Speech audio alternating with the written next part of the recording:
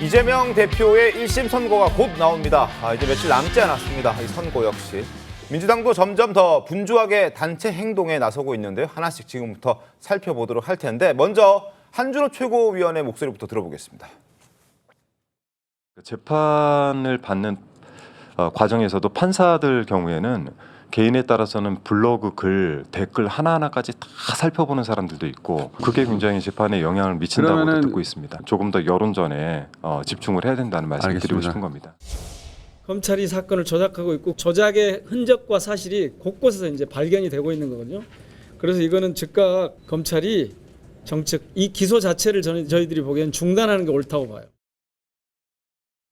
네, 지금부터는 송영은 국민의힘 대변인과 강성필 더불어민주당 국민소통위 부위원장 함께 이야기 나누도록 하겠습니다. 어서 오십시오. 안녕하세요. 네, 자 송영은 변호사님, 일단 한준호 의원의 주장은 결국 여론으로 재판의 결과를 좀 바꿔보자, 재판부를 압박하자 이런 주장을 하고 있는데 이게 말이 되는 주장인가요? 어떻습니까? 한마디로 표현하면은 지금 법관에 대해서 판사에 대해서 좌표를 찍자는 얘기를 저렇게 표현한 거라고 할 수 있겠습니다. 정말로 헌법기관인 국회의원이 해서는 안 될 발언이고 저런 것을 아무리 지지자 결집용이라고 하더라도 용인될 수 없는 발언입니다. 그리고 판사들이 실제로 업무량이 많고 바빠서 댓글 볼 시간도 없어요. 만약에 댓글 많은 것으로 재판이 좌우된다면은 그 댓글 조작으로 재판받았던 김경수 전 경남지사는 왜 유죄 판결에 실형까지 선고받았겠습니까? 그러니까 말도 안 되는 주장이고 저런 것은 민주당에서 아무리 지금 당대표 방탄에 몰두하고 있다지만 자체적으로 제어를 해야 마땅하다 이렇게 말씀드리겠습니다.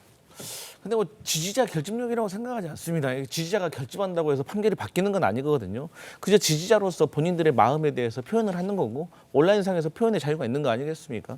그리고 이제 판사 같은 경우에는 이제 댓글을 자주 보시는 분도 있지만 말씀하시는 것처럼 단절해서 일부러 보지 않는 분도 있기 때문에 이것은 효과가 있을 수도 있고 유혹 효과가 날 수도 있기 때문에 사실 두고 봐야 되는 겁니다. 그래서 저는 차라리 이런 댓글보다는 탄원서 한 장을 좀 제대로 진정성 있게 쓰는 게 어떨까? 저는 사실 개인적인 그런 생각입니다. 네, 탄원서도 쓰고 있잖아요 지금. 하지만 일정한 좀 폼에 의해서 쓰는 것 같아서 저는 오히려 본인의 좀 자필로 좀 제대로 한 장씩 쓰는 게 더 낫지 않을까 그런 생각해 봅니다. 네, 또 다른 이제 방식을 설명해 주신 셈인데 이 의원들 사이에서는 릴레이 서명 운동도 벌어지고 있습니다. 지금 한번 보시면 저렇게 이재명은 무죄다 이렇게 쓴 팻말을 지금 민주당 소속 의원 다수가 저렇게 들고 사진을 찍고 SNS에 공개를 해놨거든요. 이 의원들의 사법부를 향한 노골적인 압박의 뜻 아니냐 이런 지적도 나오는데 조금 과도하다고 보여지진 않으십니까? 글쎄요, 뭐 지금 그 민주당의 의원들 중에 지금 현재 윤석열 정부의 검찰이 정치 검찰의 행태를 띠고 있다라고 느끼지 않으신 분들이 사실 거의 없으신 것 같아요.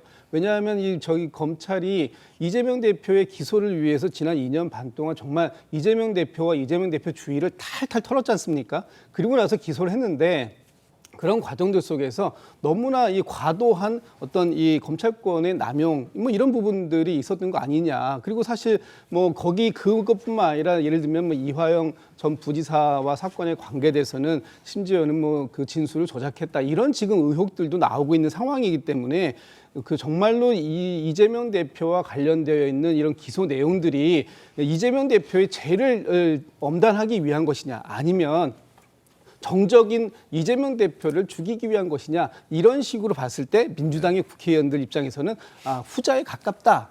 이재명 대표라는 정적을 제거하기 위한 그런 방편으로 검찰권이 남용되고 있는 거 아니냐 이렇게 생각하시는 분들이 꽤 계신 것 같아요. 네. 뭐 민주당에서는 또 그렇게 주장하는 분들이 있지만 개인적으로 의원들 만나보면 또 전혀 다른 이야기를 해요. 어떤 그러니까 얘기합니까? 내용적으로는 아는 거죠. 네. 그러면서 뭐 우리가 지금 이렇게 하고 있는 거 다 알잖냐 뭐 이런 이야기를 하는 분들도 있어요. 그러니까 의지와 달리 하고 있다. 네, 그리고 그런데 저 말씀하실 때 뭐 댓글이라든가 탄원서 이런 것이 별로 효과가 없을 거라고 말씀하시지만 정작 평생 판사를 지낸 분들하고 제가 속 깊은 이야기를 해보면 굉장히 그 영향을 미치는 경우가 많다고 합니다. 판사도 사람이기 때문에 굳이 내가 이렇게 그 정치적으로 민감하고 많은 사람들이 비판을 하거나 비난을 할 가능성이 있는 판결을 첫째 맡고 싶지 않고 굳이 내가 아무리 이재명 대표가 중범죄자로 확인이 된다 하더라도 내가 구속하고 싶지는 않다. 예를 들어 그런 이야기를 판사에 퇴임한 변호사들도 그런 이야기를 하거든요. 그런 것을 노리고 지금 이렇게 뭐 온갖 일을 꾸미는 거죠. 그런데 이 릴레이 네. 지금 피켓이, 이재명은 피켓 무죄다. 운동? 이 릴레이는 제가 보기에 이제 지금 마치 옛날에 십자가 밟기처럼 그러니까 종교적 신념을 알아내기 위해서 행동으로 옮기게 하듯이 지금 이재명 대표에게 과잉 충성하는 분들이 이 내에서 수박은 누구냐 뭐 이런 거 가려내기 위한 목표도 있다고 봅니다. 저 아마 억지 춘향으로 다 해야 될 거예요.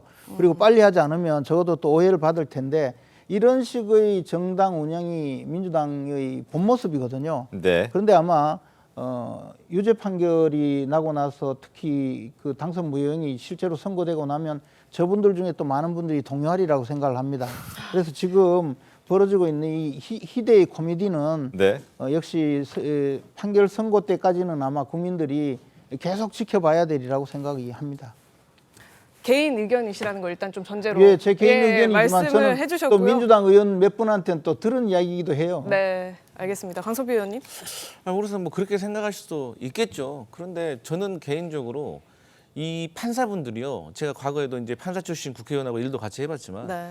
이 판사들은 이 검사들하고 많이 성격이 다릅니다. 예를 들어서 검사는 점심 약속이 많으면 능력이 좋은 건데 판사는 점심 약속이 많으면 흠결이라고 하더라고요. 그래서 그만큼 단절을 할 가능성이 높고 또 판사분들은 본인이 판결을 해야 되는데 밖에서 왈가왈부하면 역효과가 날 수도 있는 거예요. 그래서 이것은 뭐 저희가 뭐 조직적으로 뭐 이렇게 판결을 뭐 영향을 주기 위한 것은 아니다. 이렇게 해석할 수도 있겠습니다. 의원들의 운동도 영향을 미치지 않을 것이다. 이런 말씀이신 것 같습니다.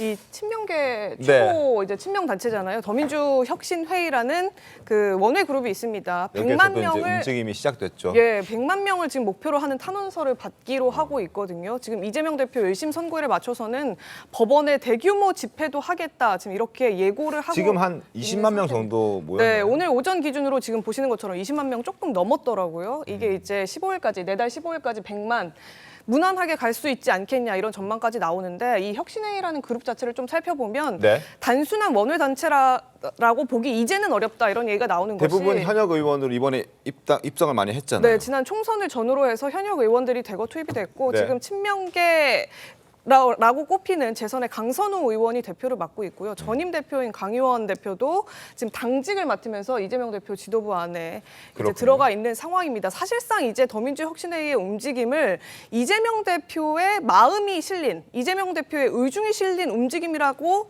봐도 되는 겁니까, 강 의원님?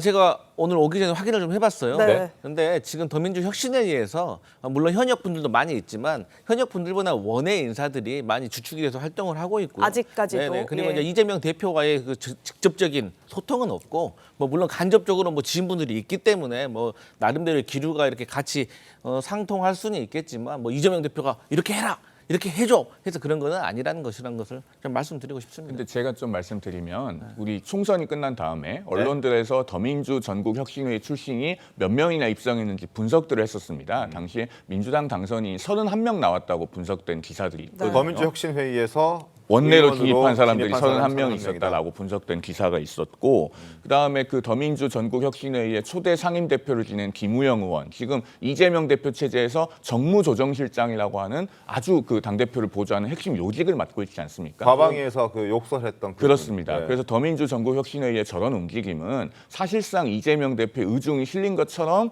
대외적으로는 매우 그렇게 보이죠. 그러면은 이재명 대표가 이런 것을 하지 말라고 적극적으로 제어하지 않으면 만약에 법원이 유죄 심증을 갖고 있다면 저런 것은 매우 안 좋게 보일 겁니다. 제가 충고 차원에서 이런 부분은 말씀드립니다.